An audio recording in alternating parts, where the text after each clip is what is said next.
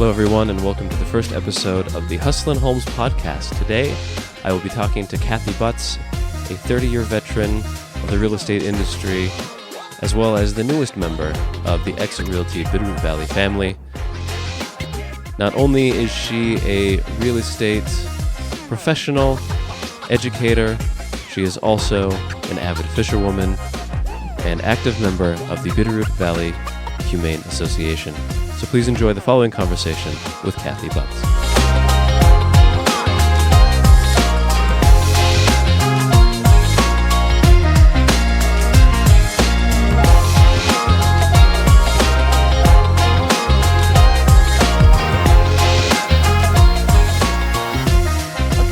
Kathie, thank you for being here. You're welcome. This is amazing. You're my first podcast guest ever. Thanks for having me. And what a podcast guest we have today. You're famous for being a realtor in the Bitterroot Valley, but I think more famously, you're an avid fly fisher. Correct. Yeah? Mm-hmm. How long have you been doing that little venture? Fly fishing? Yeah. Tell me all about it. I first started fly fishing in college. In college? In college. In California? In California. Okay. I had a boyfriend that taught me how to fly fish, and his mom taught me how to fly fish better. And and that's where I started learning. But it's a lengthy process. Yeah? Yeah. You can't just do it right off the bat. No, I remember, I grew up watching a river runs through it, and, also growing up here in the valley, tons of people do fly fish, and I never got into it myself, but it is quite the process. My stepdad ties, and I've watched him do it all the time. Yeah.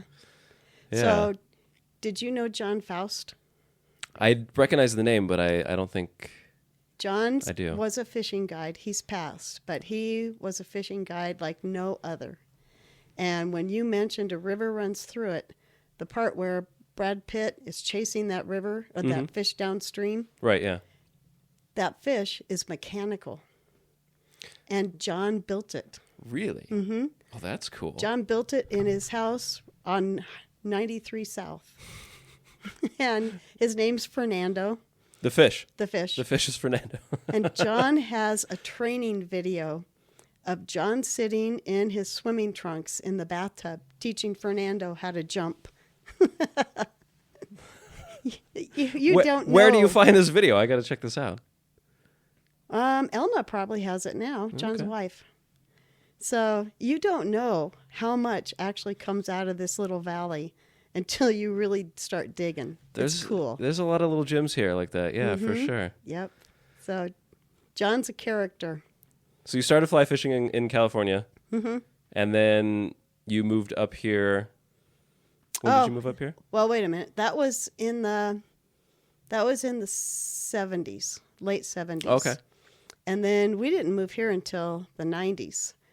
But in the meantime, I got married and started teaching EJ how to fly fish. Oh. But I wasn't very accomplished, so I didn't really teach him a whole lot. And then I've always wanted to catch big fish. I have like a big fish thing. And there's no big fish in California. They're all planted. So, gotcha, yeah. And there's no real fish in California because they're all planted, not like our river here. And so I said, I want to go fish in Montana. So we got ourselves a float trip out of Twin Bridges. Oh, right on. So we had a great guide, Mike Mazoff, and he just was a dynamo. And he really helped us become better fishermen in 3 days. That's it? 3 days? 3 days. Mm-hmm. And he did a great job. And then we were hooked. And so that's what started the hunt for how to get to Montana. Ah, I think there's a lot of stories like that. Mm-hmm. Coming here to fly fish or to hunt and enjoy the outdoors. Yep. Well, if you're going to live here, you better enjoy the outdoors. It's true. Because there's not a lot else to do. Right? That's unfortunately true in some cases, yes. That was one of the reasons why I left when I was a late teenager, when I was 18, 19 years old. Nothing to do? Well, I was a kid that had wide eyes for the world and after, growing up here, it was like, I gotta get out of here. There's nothing to do. It's so boring. And, of course I did enjoy hiking and this sort of thing, but you grew up doing it. Yeah, I grew up doing it, and I was, It was old acclimated school. to it. It was just something I was used to. Mm-hmm.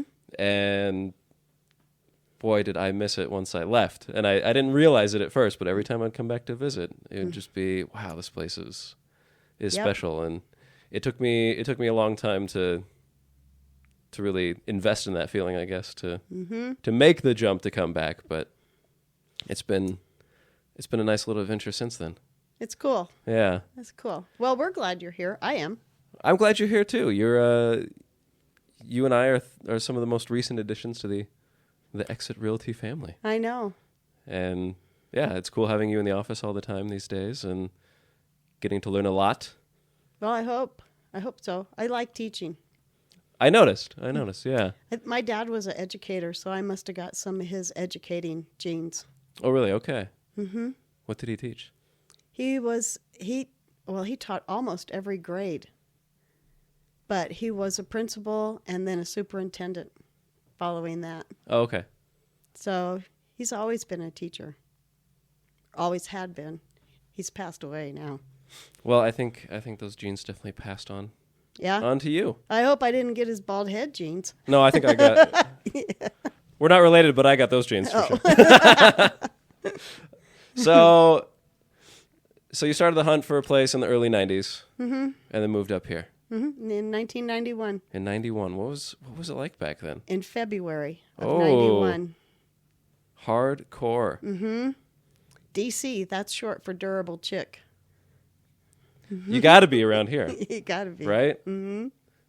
So we ended up, EJ had a house he had to finish in California. So he lived with my parents, and the kids and I lived here for probably 3 months. And we found a house. We didn't have any jobs. We moved with 2 kids, 3 dogs, assorted cats and goldfish, and no jobs. Sold our house in California without a realtor. Hey. I know. I know. Who knew? Don't tell that to too many people. I know. I just said at a softball game one night, hey, EJ and I are going to move to Montana. We're going to put our house on the market. And this lady showed up with somebody else who'd heard it from one of the softball players. And she brought her own realtor. And so we sold our house. Nice. We didn't even have a price. No? No. They said, how much do you want? And we go, I don't know, $80,000, $90,000, something like that. So they paid us the top end. If only it were so easy. I know. Oh, we'd all be out of jobs then in that case. But I know that was my first sale. Your first sale, and you weren't even a realtor yet. Yeah. So then you move up here, and what was that first year like for you in the Valley? The first year was cool. Yeah? The hardest year is the second year. Oh, because the shine wears off, huh? No, it doesn't wear off. But the first year, you're learning all the new things. Ah, right. So you're discovering that everybody that lives here does more than one thing. True. Everybody that lives here, that moved here from somewhere else, has a hidden talent because nobody does what they did where they came from up here. Everybody changes something. So it's fascinating to talk to the people when you're brand new because you learn a whole different thing. Yeah. Oh, yeah. The typical Bitterroot person has like 3-4 different jobs that they do over the course of the year. And there's not 52 Starbucks wherever you go. There's not 52 Walmarts. It's run by real people, not by big companies. Yes. Yeah, and thankfully. Nonprofits run the Bitterroot. It's not provided by the county. There's a whole bunch of things that are really different. And so there's not a lot of people who have a lot to say about what you do. Yeah, that's true. And it's really cool. It's really nice to be independent like that and to be well regarded for who you are, not what you are. That is a very nice thing about this valley, that's for sure. Mm-hmm. Well, speaking of nonprofits, you're also very active in the Bitterroot Humane Association. Yes, I am. Woof, woof. Meow, meow. All the animals. Yep. How'd you get started with that? Kathie Good did it to me. Kathie Good. Kathie Good. Kathie Good was looking for more board members, Mm-hmm. and she talked me into it. Oh, did she? Yeah, and that was 13, 14 years ago. Oh, wow, okay. That's how long I've been on that board. I need to be off of it. Why is that? Because we need new blood. We need new people coming fair. in. That's fair. Mm-hmm. So I'm supposed to be done at the end of March, but we'll see what happens. And is there someone that's in line to replace you? Are they looking, or No, how does that work? there's no one in line to replace me right now, which is creating a big decision for me. Oh, if you stay on or not? Mm-hmm. Yeah. Yeah. So I'm thinking about it. Suppose I ought to talk to EJ about it, see what he thinks. But it's a lot of time. Is it? Mm-hmm. When we were building the building, I had almost always at least 120 hours a month that I gave to the shelter. All well given, though. Mm-hmm. Yeah. Oh, yeah. And the building's so spectacular. It is. That was quite a shock when I came back and saw that new building there. I remember the old one growing up, and yeah, it's a nice location. It is. Well, just a nice building, yeah. It's a nice building, and it should last another 50 years. Right on. This year is our 51st anniversary. Really? Mm-hmm. Oh, wow. Yeah. It's cool. Yeah? So, you guys recently did a campaign to raise donations, food, money, all this stuff for the Humane Association. How did that go? Oh, it went really well. Yeah? Yeah, that Sue Justice, she's a go-getter, and she talked Super One into giving us 200 pounds of dog food. There you go. Look at that. I know. And AJ helped. He went around and picked up pieces and parts of all the donated stuff and loaded them all into his truck and took them over to the shelter. Right on. So 3 exit agents made a difference in people's ability to take care of their dogs at home. Awesome, yeah. So, if they can come in and get free dog food, no questions asked, then that's a cool thing for our community. Mm-hmm. So the shelter tries really hard to be community-minded. We don't have funding from anybody. We have the city of Hamilton pays us because we provide a pretty good service for the people in the city of Hamilton, but the county doesn't pay us anything. It's all by donation. That's amazing. It is amazing. And right now, we are so full of animals. Are you? Uh-huh. And we're going to have to start changing the way we do our intakes. I think we're going to start by appointment intakes. Oh, it's okay. Because our staff it's just constant. Animals coming in, and we're trying hard to get them out. And so we have had a thriving shelter this year. Is that one of your biggest challenges this year is trying to manage the amount of inflow that you have? Mm-hmm. Yeah, that when we built the new shelter, we built it with the idea in mind that the population wouldn't catch up for a good 20, 30 years to the size of the shelter. Right. And the population went crazy here. So almost everybody has 2 dogs and 1 cat that lives here. Yep. And there's a lot of people that couldn't rent if they had their animals. We ended up with them. And there's a lot of people that don't spay and neuter right now. That's also true. Yeah, I found that a lot. Mm-hmm. And that's creating a problem. Yeah. Yeah, I can imagine. So spay and neuter all your animals. Yes, that's right. You've heard it here on The Price is Right. Mm-hmm. So what's something that people can do to kind of help out with that? You've mentioned the appointments for intake and donations. There's volunteer work to be done there as well. Mm-hmm. You can volunteer. Most of the time, volunteers do things like walk dogs or they can do the dishes, they can do laundry. There's a lot of other little jobs that can all be done. Okay.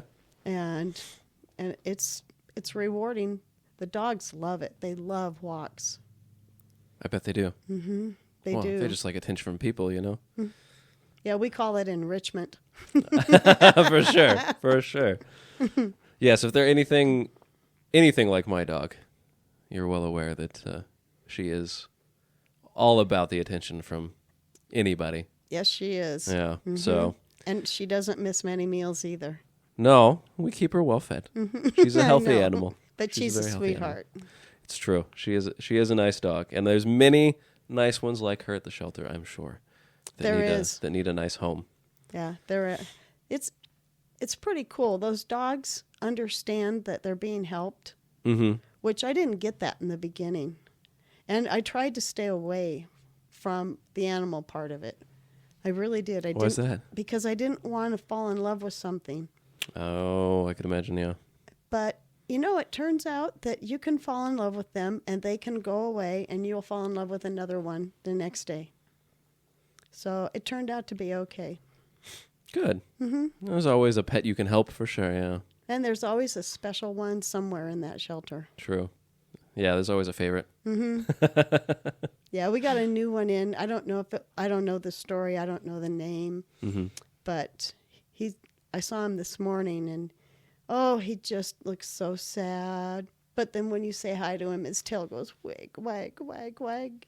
So, they just look at you, and you know that they know you're helping. It's cool. That is cool. Mm-hmm. Yeah. And what about the cats? Cats. Dogs are easy, right? You can just give them a little attention and some love, and they know what to do about that. But cats are always standoffish. Yeah, not all of them. No? Mm-mm. No, some of them are purring. They're going, come on over here and pick me up. I'm used to being cuddled. And some of them are standoffish. And some of them are downright mean. And we don't take feral cats if we know they're feral. Mm-hmm. Because, holy Toledo, those cats are mean. Yeah. So when we have catios at the shelter, and they're cat patios, they're outside. Oh, boy. Yeah. Luxury. It is luxury. And they've got whatever that special screen is that it stops them from going outside. Mm-hmm. So they have a catio, but they're stuck in it.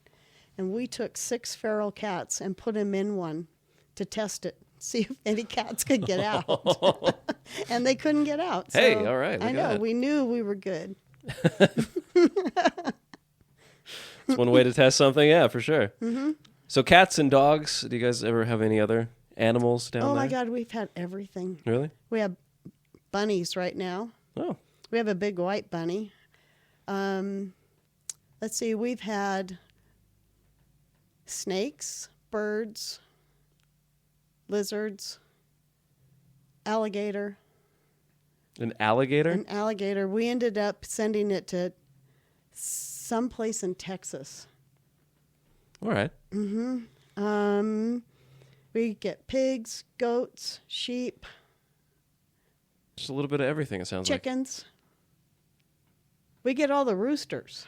Oh. Everybody complains about the roosters. Of course. So we get roosters. But we get everything. And we'll take everything except for we won't take cows and horses.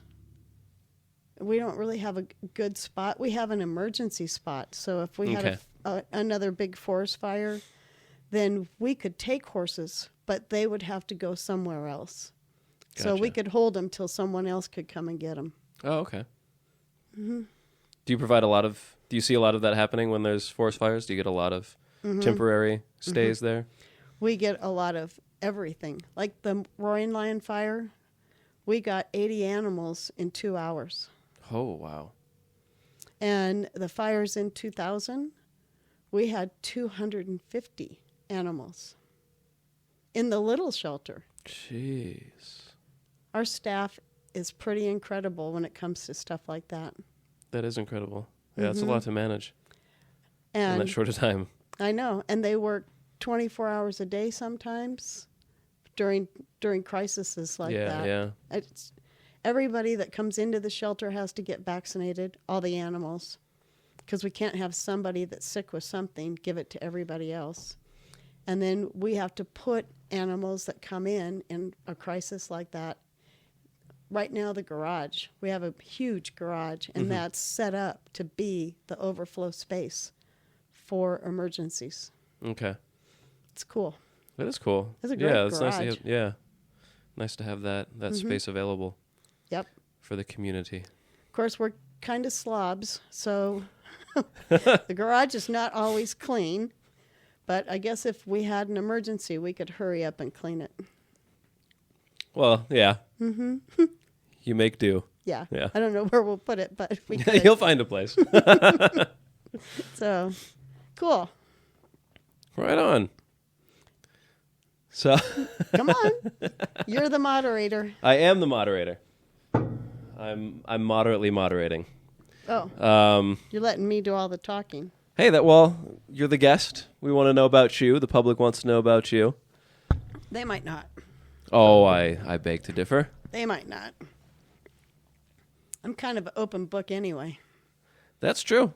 That's true. You are a very open person. Your name's Kathie Butts. What are you going to do? Right? Hey, you gotta own it, right? Mm-hmm. That's right. Yeah. Excellent. Yeah. So, fishing. Humane Society. Well, let's talk about what you're really doing in real estate. What I'm really doing? Well, in terms of that's what your quote unquote job is these days. I don't think of it as a job. No? No, I have way too much fun. I've noticed that. It's not a job. It's cool. What's cool about it? You get to meet somebody new almost every day. You get to talk about the place where you live, which I happen to love. So that part's cool. You get to help people discover the Bitterroot Valley. You get to be an expert on something because you said it. Very true. Very true. I'm the expert in my own backyard. So it's cool. That is cool, yes. It is not a job. You know, I feel the same way. I've had a lot of jobs in my life, and since I started working this gig, it really does not feel. It doesn't. I mean, it's work and can be hard, but it definitely does not feel like a job in the sense that I've felt before. Right. You know, it is very much, because you're not working for anybody but yourself, basically, and you're completely responsible for your own success. Or failure. Yeah.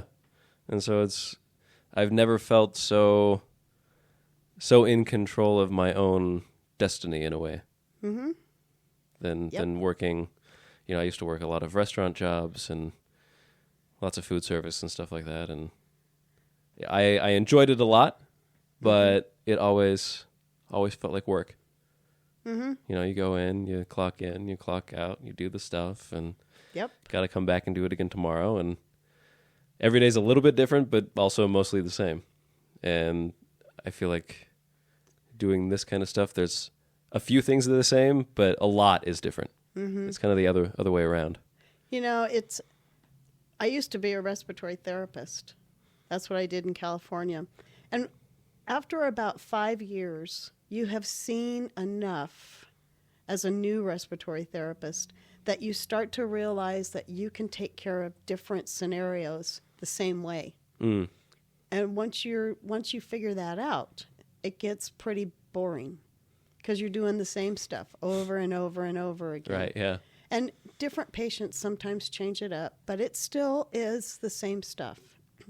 So real estate, it still takes you a good 5 to 10 years to figure out all the different scenarios that can happen.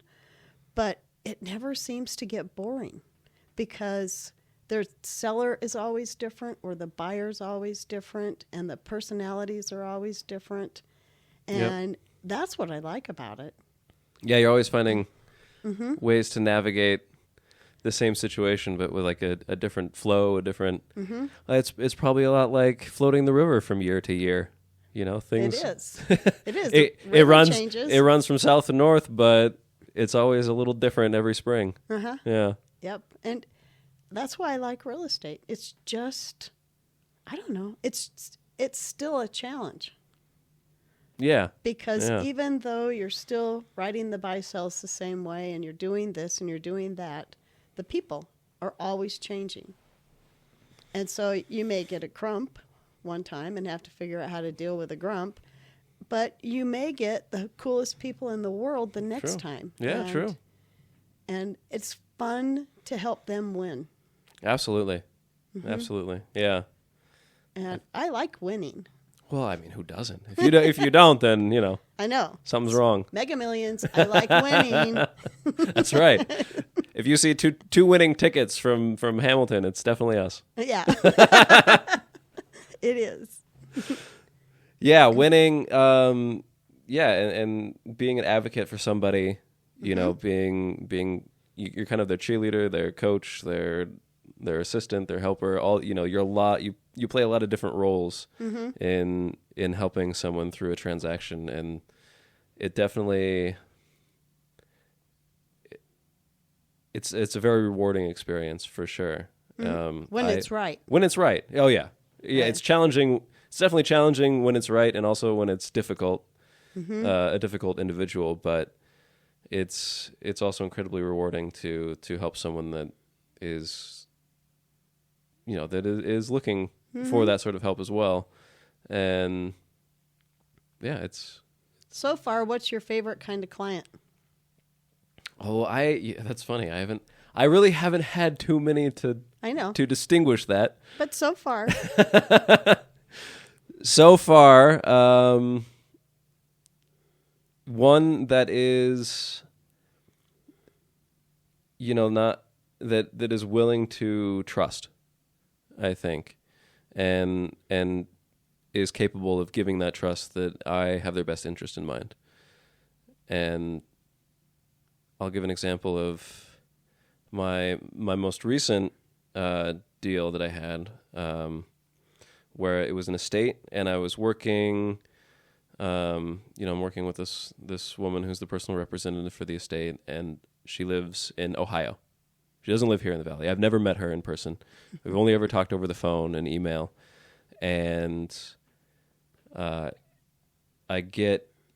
you know, we'll chat on the phone sometimes, and it won't always, you know, it's not always about the deal. It's always about, you know, that's always the reason for the call, but then we end up talking about a couple other things, you know, and just chatting. And it's like, I feel like that we could actually be friends if we had, you know, if we lived in the same area. And it was it was always a pleasant experience talking to this person.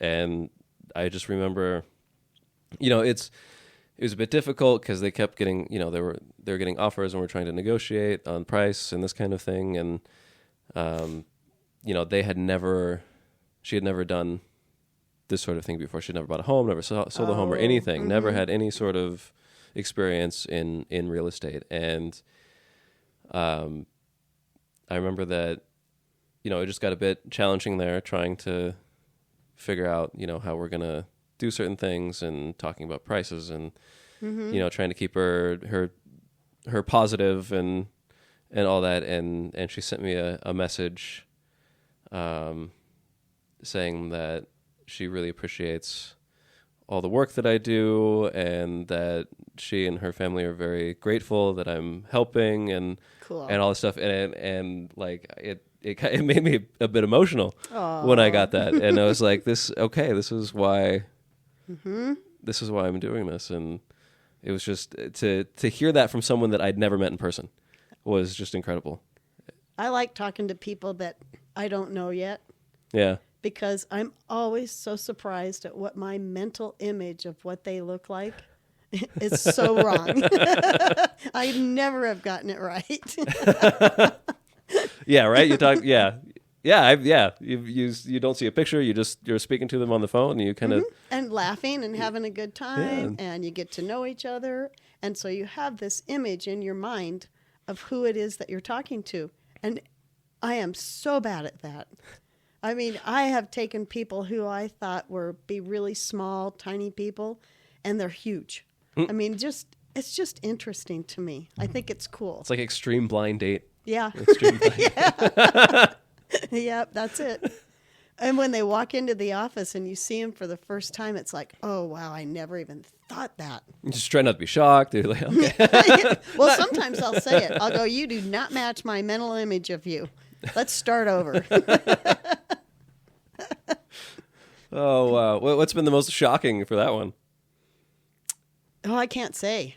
No? No, because I'm always wrong. You're just always wrong. I can't say. I'm always shocked. Oh, that's funny. I'm that wrong. But that's okay. I think it's neat to know that on the phone, at least, you can be whoever you want to be. That's true. Yeah. Yep. It's just like you can be anything you want until they see you. Until they see you. Yes. But still, you can still be anyone that you want. They don't know you yet. That's true. But if you're not being the real you, they won't like you as a realtor. That is key. Well, I think people pick up on that very quickly. They can tell the difference between authenticity and an act, right? Most people. Okay, most people. I'm being very gracious, I guess. You are. But yeah, there is a big difference between being your authentic self and presenting that. I think it's a comfort thing too, with your own self. That if you're always putting on this kind of facade that I am a realtor and this is how a realtor behaves, and you do that kind of thing, people kind of notice that, and they notice that with a lot. You can see that in a lot of different professions. Yeah. You do. Just how people behave in general, yeah. Mm-hmm. So that's why I have so much fun. Because you're just being you. Mm-hmm. Yeah. Yeah. And people pick up on that. I definitely picked up on that. That you it's not an act. It's not, you're not trying to present yourself in a way that you aren't actually. Right. And it's very refreshing. Yeah, I'm a blue jeans girl. I am. Hey, you got to be in this town. Mm-hmm. Yeah, you do. You do. It's kind of a Montana requirement, I think. Mm-hmm. But, I mean, it has held me in good stead. I'm really good at what I do, but I have a really good time doing it. And that's really the real me. Yeah, I think that's the most important thing is having a good time while you're doing it. Mm-hmm. Well, if I was not having a good time, nobody would like being in the car with me. There you go, right? And I got to do most of the talking. Right. So you got to be good at it. Mm-hmm. Or you got to love it too, yeah. Yeah, you do. It's pretty easy to love here. That's true. Mm-hmm. That is true. And I'm blessed with a quick sense of humor. That helps. Quick wit always helps. Yeah, but that doesn't always hold true for other people. I really like it when I paired up with a buying client that has a quick sense of humor like me. Because, man, we just have so much fun. You just riff on each other and right on, yeah. Yeah, it's just fun. Yeah, it is. Yeah. Mm-hmm. When you connect with someone in a way like that, and you can just roll the jokes out like it's nothing, huh? Yeah, because they roll them right back. Yep. Mm-hmm. So it's a great way to spend a day, I think. I believe it. You know what else I like about real estate? What's that? I like the challenges that we get. I keep whacking that thing. It's okay. Don't worry about it. We get in the Bitterroot because sometimes we're off grid. Yeah. Sometimes we're off grid in the snow. Sometimes we're off grid and we are 44 miles from any civilization at all. And when those days are kind of scary sometimes. Mm-hmm. But once you're done, you're totally empowered. Like you did something probably less than 1% of all the realtors in the United States have done. Like snowshoeing into a property. Mm-hmm. Yeah. Yep, snowshoeing a showing. Yep. Mm-hmm. Hey, you got to do what you got to do around here, you know? I know, but I think it's cool. It is. It's very cool, yeah. And there's something about it that says you just did something that's unusual and different, and you did it well. Good job, Kathie Butts. Awesome. Mm-hmm. Yeah, good job, Kathie Butts. Thanks. So before gaining all this experience and knowing a lot about the industry, tell us about your first deal. What was that like? You want to know about my first listing. Your first listing, yes. So I worked for Shirley Dowling and Vicki Bolig. And Shirley's husband, Don, ran the funeral home, the local funeral home. And he was looking for help removing bodies. Okay. So I went, Don, I used to be a respiratory therapist. I can handle dead people. So I'll help you. And we were new here, still trying to figure out what to do. So Don would pay me $25 for a removal if I would go help him. So he'd call me and say, Kathie, I got a removal. And he'd come by and pick me up in the hearse, and we'd go take care of it. And then getting back to the funeral home, and then I'd walk over to the office. And so one day he called me and he said, I got a removal. So, okay. So I jumped in the hearse and we went out to east of Corvallis. Okay. And we met the deceased's son at the house, and his dad had been sick for a long time, had some lung problems, and had passed away. So that's who we were removing. And the son told Don, he said, I'm going to have to sell Dad's house. And he said, I need a realtor. And Don goes, Kathie's one. So we ended up talking, and that was my very first listing. And it turns out that the deceased dad was a realtor. So my very first listing belonged to a dead realtor. Just taking the place right there. Yep. Yep. Talk about right place, right time. Hasn't happened since. And being fearless. Yeah. Yep. I mean, I can imagine too many people being so gung-ho about, okay, yeah, I'll help you remove a dead body. Well, I could. Hey. Mm-hmm. And that's how it all began. That's how it all began. All right. Mm-hmm. How many people can say that? Not a lot. I would probably venture to say that you're the only one that could say that. Maybe. I don't know. It's a pretty unique situation of riding up to a home in a hearse to collect a cadaver and get a listing out of it. I know. Oh my goodness. Yep.